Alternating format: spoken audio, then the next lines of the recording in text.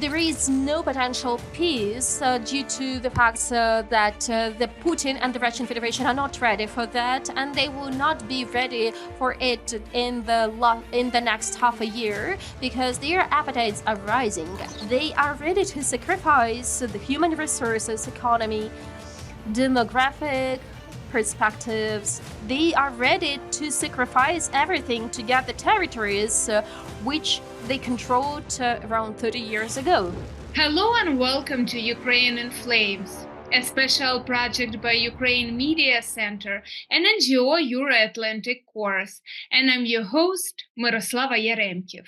In April, discussions regarding hypothetical peace talks intensified. It was revealed that a summit on the Ukrainian peace formula, which Russia rejects, is scheduled for mid-June in Switzerland. Russia was not invited to the event, although the Kremlin claims to have declined participation. Turkey has proposed its new peace plan, but Ukraine finds it unacceptable as announced by the president's office. There are concerns that the administration of US President Joe Biden is attempting to negotiate with the Kremlin at Ukraine's expense. Additionally, Donald Trump, aspiring to return to the White House, allegedly stands prepared to blackmail both Ukraine and Russia into negotiations should he regain the presidency. In today's episode, we're going to talk about why negotiations between Zelensky and Putin are impossible, as well as how all parties are currently working to strengthen their future negotiation positions. If you want to learn more about this subject, please continue watching this video and subscribe to our channel so that you don't miss our videos in the future. Any negotiations with Russia, no matter who talks about them, must be preceded by a plan to withdraw Russian troops from all occupied territories of Ukraine. Negotiations with the Russian Federation are possible only when Russian troops are withdrawn from the territory of Ukraine. Today, Ukraine's position with international partners has been agreed at the political level. Everyone says that this war should end with the restoration of Ukraine's territorial integrity. The peace formula is known. The aggressor withdraws troops, the territorial integrity of Ukraine is restored. Here's the question is how to achieve this, how to implement this formula. Russians talk about negotiations only on their terms. They will incline the world to this, including by launching new missile strikes on critically important objects in Ukraine. The Kremlin, figuratively speaking, will continue to press the world against the wall, and world politicians will continue to try to avoid specifics. Actually, there is no choice left but to force Russia to return to the framework of international law. Valeriy, UCMC chair of the board and ambassador extraordinary and plenipotentiary of Ukraine, will elaborate more on this. We have two options in Ukraine.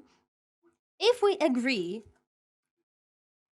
and if we admit that bilateral negotiations is possible, even though it is prohibited by the order of, by the decree of the president, and actually it makes the Russians very irritated with this fact. And if they will have not a strong position, or our position will be stronger, they will be ready for these negotiations, for this dialogue. But if we sit at the table, we will have lots of problems.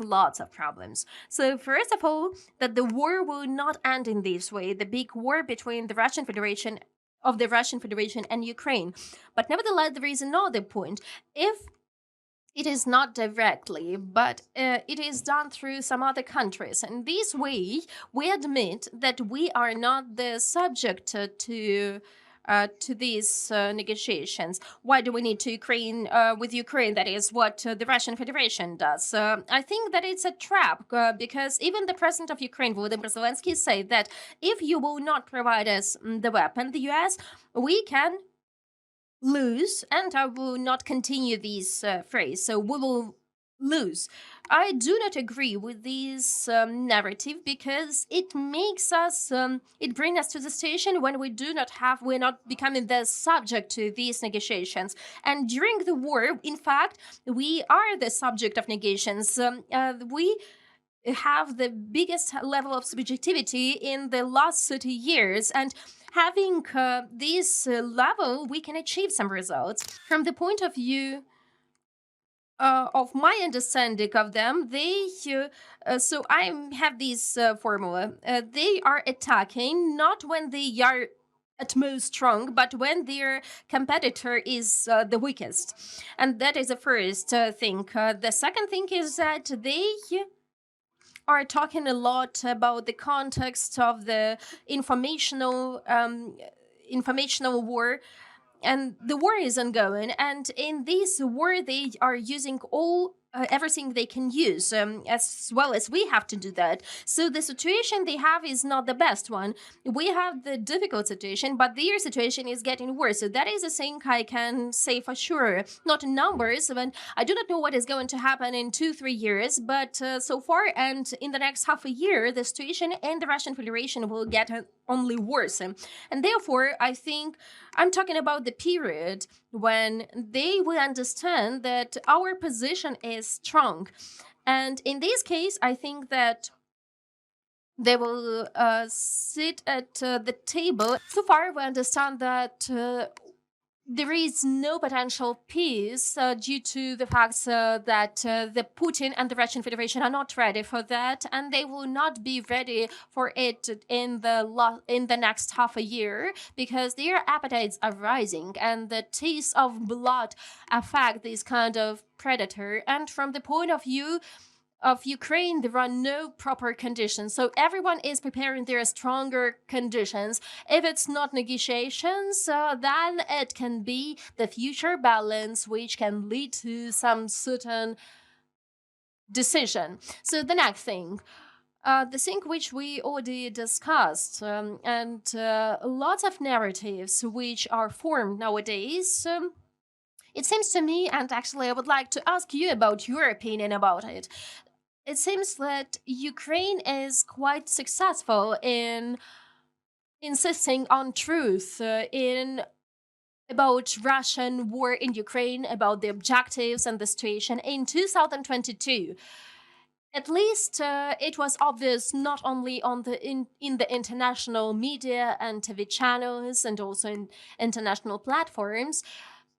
And in this way, we managed to report officially that in the rate, there is a rate of soft power, global index of soft power, that we have, where we went up not only from the point of view of recognition, but also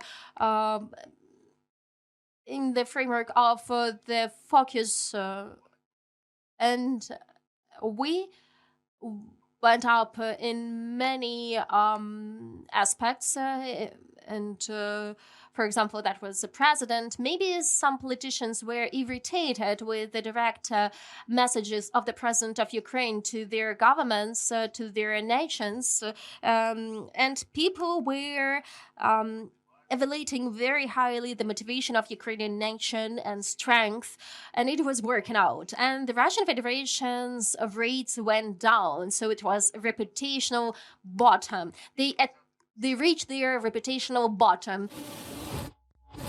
On June 15-16, the Swiss government will hold a 2-day high-level conference aimed at achieving peace in Ukraine. The purpose of the conference is to create conditions favorable to achieving long-term peace in Ukraine, as well as a concrete roadmap for Russia's participation in the peace process. This peace summit can be a breakthrough in this issue if the partner countries are determined to take effective collective measures to stop Russian aggression and protect the territorial integrity of Ukraine. Publicist, journalist, and analyst Vitaly Portnikov will share his insights about the negotiation process between Ukraine and Russia and how it may impact post-war Ukraine and its development. Not all the wars finish with negotiations. Some wars finish de facto.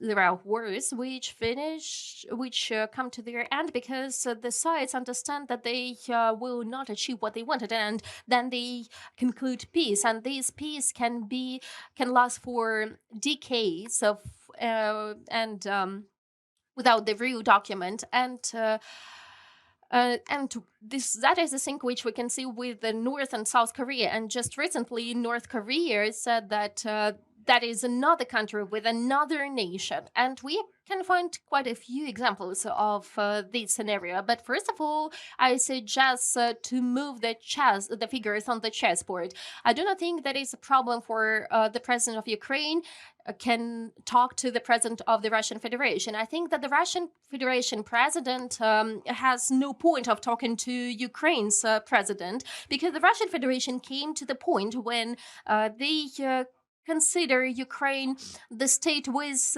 limited possibilities, using the quoting, citing the representative of of North Korea. So it's like something like Portugal's independence, because Portugal existed as an independent, restored country. It has quite a big impact. It has some relations with Spain, but nobody considered it as a state. And in this case, we have similar situation. I think that the Russian Federation will have no negotiations because of the same reasons. Because the middle-aged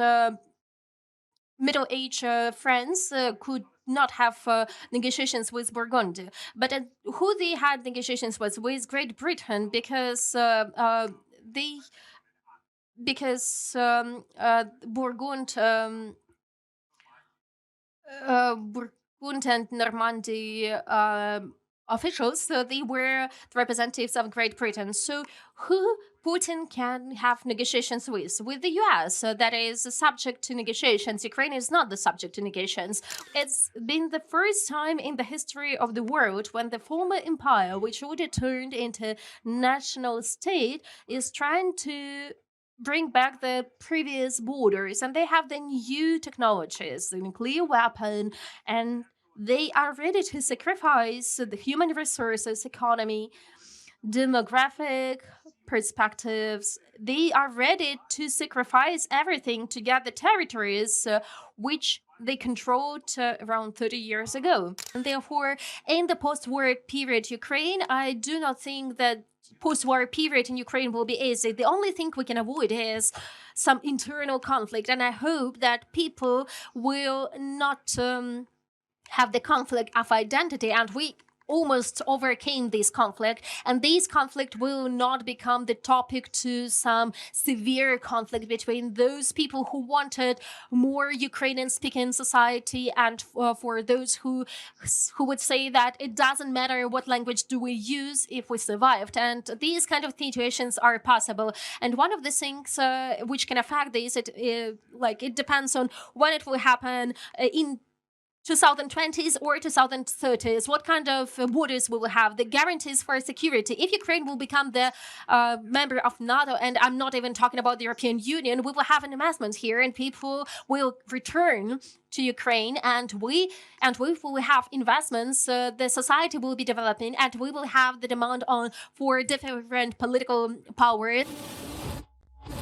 You've been watching a special project by Ukraine Media Center and Euro-Atlantic course dedicated to the Russian-Ukrainian war, Ukraine in Flames. In the description under this video, you can find information on how you can help Ukraine fight Russian aggression. If you find our work useful, please like and share this video. Slava Ukraini!